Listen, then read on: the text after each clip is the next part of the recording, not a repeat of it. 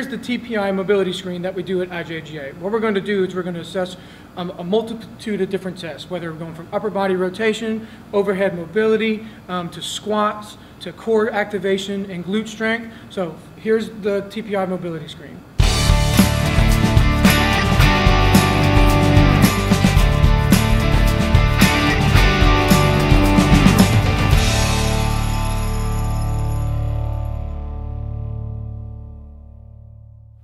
Okay, here's the TPI mobility screen that we use at IJGA. It's in 4 sections, and this is what section 1 is. We're going to go through pelvic tilt, pelvic rotation, torso rotation, and the overhead squat. So the first test is assessing postural alignment. So Tony's going to get into a 5-iron posture and cross his arms over his chest. What we're looking for here is a nice neutral posture. So if we draw a line from his ear to his hips, that it's in a straight line, and it is. What we don't want to see is someone that's overly hunching. So someone with big C posture or overarching, which is S posture. So posteriorly and anteriorly tilt of the pelvis. Okay, so Tony has nice neutral spine, so he does pass this test. The next one in this one is going to be the pelvic tilt. So being able to anteriorly and posteriorly tilt the pelvis back and forth. This one's a big one in golf because this happens a lot during the downswing and backswing whenever you're going through rotation. A lot of the time you see someone shake, in which in this case Tony does. So that's one of the things that we'll address when we create exercises for him. Okay? The test number 2 is going to be the pelvic rotation test. For this one, it's being able to dissociate our lower body from our upper body. So 5-iron posture again, arms crossed. He's going to rotate his lower body while trying to minimize movement of his upper body. Okay? It's pretty good, but there is some upper body movement. So what I'm going to do is add stability. Adding stability, it creates an easier, more fluid motion. So now we know that Tony has a stability issue in his upper body, which is creating a lower body limitation. Now we're going to do the exact opposite. Here's our torso rotation test. From here, same 5-iron posture, rotate his torso while trying to keep his lower body still. Not bad, but he's moving his hips. Again, I'm going to add stabilization. Adding stabilization. Can move just about the same or a little bit more. So there it is again, is a stabilization issue in the lower body, creating an upper body limitation. So in Tony's screen already, we have 2 limitations that we're going to fix right away. All right, last test in section 1 is going to be the overhead squat. We are testing all sorts of range of motion with the ankles, the knees, the hips, while creating a good upright torso. So toes are going to be facing forward. Bar starts on the head with 90-degree shoulders and arms. Bar comes straight up overhead, and he's going to squat. Okay, what we're testing and what we're trying to see is can he hold good posture, and if there's any right to left weight shifts. So Tony, go ahead again. Bar comes straight up, going into a squat, good weight shifts, everything's in alignment. That's a good test. So that is section 1 of the TPI mobility screen. Okay, here's section 2 of the screen. We're going to go through hamstring flexibility, shoulder and rotator cuff mobility, a single leg balance, and overhead mobility while lying down on the ground. So first one is a toe touch. Here we're trying to see if our athlete can just plain old touch their toes. Okay, so feet are going to be together, arms come straight up, and we're going over to see if they can touch their toes. Tony does touch his toes with ease. Okay, so he passes this one. A lot of the times what we'll see, especially within our junior development, when they don't have enough muscular motor control, is they'll hunch over, create a C posture, and then touch. Yes, they touch their toes and it has good mobility, but we need to see proper hip clearance and hip hinge. So hinging back like we do in our first part of our squat, going down and touching the toes, and then coming on back up. Good test from Tony, making sure that we hinge instead of hunch over. Okay, next one is going to be the 90-90 shoulder rotation test. So 2 positions, standing and golf posture. So feet together, good posture, elbows are going to come straight up, and he's going to rotate back as far as he can without popping out his chest. So right now we're looking for forearm alignment. He is greater than his spine, so he passes this test. Okay, here's the next part, which is kind of the challenge, is making it golf specific.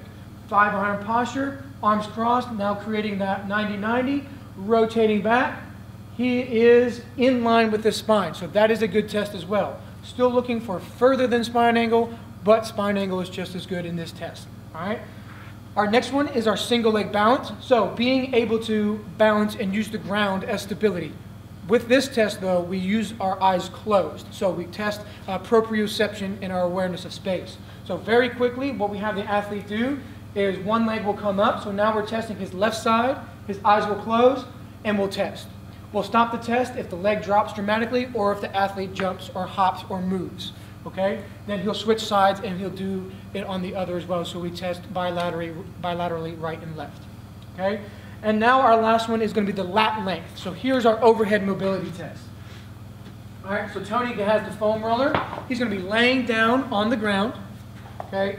Typically, we do this one against the wall, but since our athletes, especially with golfers, they tend to be hypermobile. So we bring them to the floor, add an element, in this case a foam roller, to make it maybe just a little bit harder to test mobility a little bit further. All right, so feet together, knees together, thumbs and arms are going to be straight up, thumbs pointing back. What he's going to do is keep his head neutral, try to touch the ground behind him. All right, Coach Tony has a limitation, so what we're going to do now is, since he can't touch, we're going to see what side can touch individually. So we're going to go with his dominant side first. He's a righty. Right hand comes back. Okay, right hand is still limited. Bring that back up. And left hand. Let's see. Good. Left hand can touch. So now we know dominant side overhead mobility is his limitation to creating bilateral overhead mobility. That is section 2 of the TPI screen. Okay, section 3 consists of bilateral rotation in the golf posture with single leg, a seated trunk rotation, bridge with leg extension, and cervical rotation. So our first one we are going to do is our lower quarter rotation. All right. So what he's going to do, he's right-handed, so he's going to use his right leg first. Right leg is going to be out. Left leg is going to be barely touching out behind him, so all the pressure's on that forward leg. Arms crossed in front, and we have a goniometer on the ground which measures our degree of rotation. So for this one, we are looking for 60 degrees backswing and downswing, right side and left side.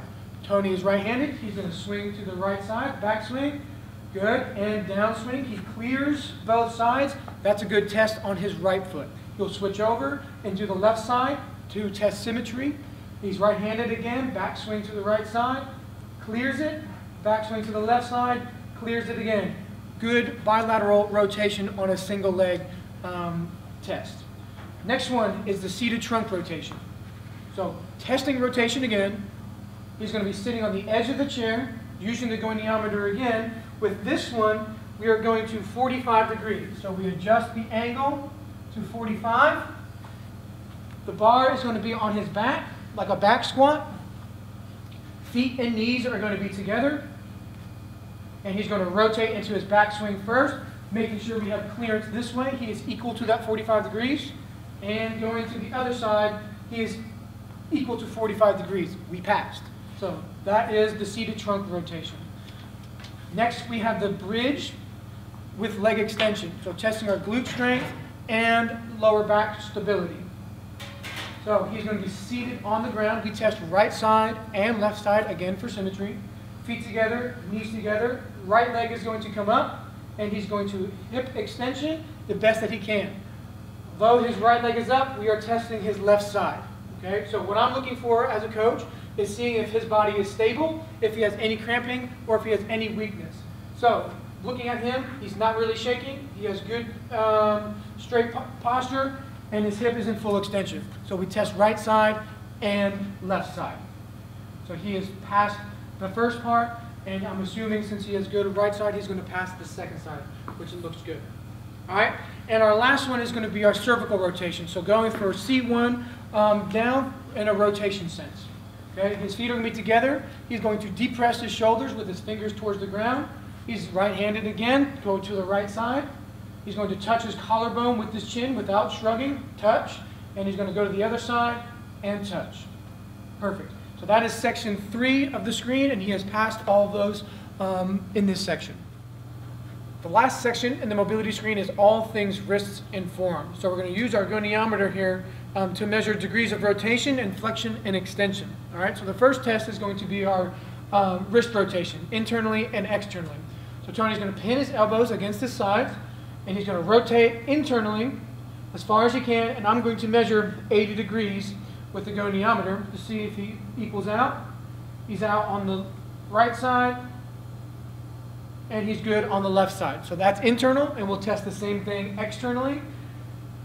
He is equal to 80, and then equal to 80. So he passes on that.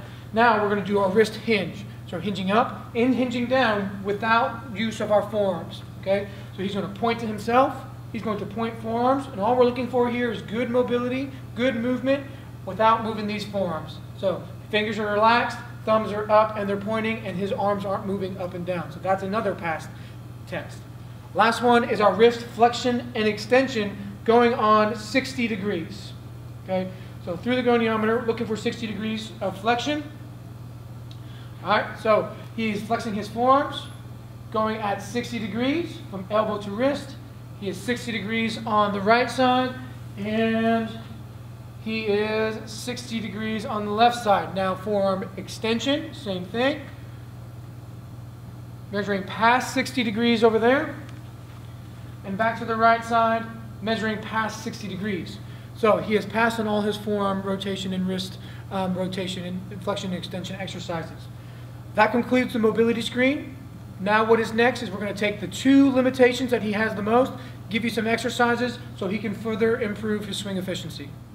All right, now we completed Tony's mobility screen, and the two main limitations that we found was he was unable to dissociate his upper body from his lower body. So here are two exercises that we do in the gym in IJGA that help fix these issues. Okay, so Tony has a mini ball here. He's going to get in a half kneeling position on one of his sides. He's on his right side now. He's going to take the ball, put it on his knee. He's going to pin it against the wall. Arms are going to be straight out, and now we're just only going to rotate this upper body. So he's going to take his right arm, bring it up and over, trying not to touch the wall, and rotating. So he's protracting this side, allowing for a bigger twist, and now he comes through that shoulder mobility, all while keeping his hips stable. Okay, so typically what we do on our mobility days here is we would do 4 rounds of specific exercises. For here, rounds 1 and 3, he'll do his dominant side about 10 times, and he'll switch it and do his non-dominant side on his next cycle through and do his left side. So non-dominant side, same thing. He's pinching that ball against the wall, rotating over, making sure that's protracting and pushing out, and that shoulder is going through a full rotational mobility. Okay, so this is to separate the upper body from the lower body, because in the backswing, when we're talking about the golf, we need to be able to separate our upper from our lower, because the downswing starts with the hips. And that's what we got here next. Okay, so to fix his lower body dissociation, we have a dumbbell and we have a mat. So he's going to do some dumbbell static holds with some hip rotation. So he's going to lay down on the ground with his dumbbell. He's got a light dumbbell, 15 pounds, nothing heavy, because all you're doing is holding it in position. The main motion is coming from the hips. All right, so he's going to bring his knees and ankles up. He's going to bring them together, just like what we do with our test. And he's going to rotate from side to side, trying to keep his knees together and ankles together as best as he can. It's going to be hard at first, but as he gets going and as his body gets loose and as he progresses through exercises, it's going to become easier, and he's going to be able to better sequence his hip rotation and his downswing. Okay, so when we work out and we do our circuits for our mobility training days, he'll have about 60 seconds to complete as many rotations as he can with good quality control. So it's not as fast as he can, it's with good mobility and good control. So all of these things that we are doing in the gym at IJGA fixes limitations by doing the TPI mobility screen.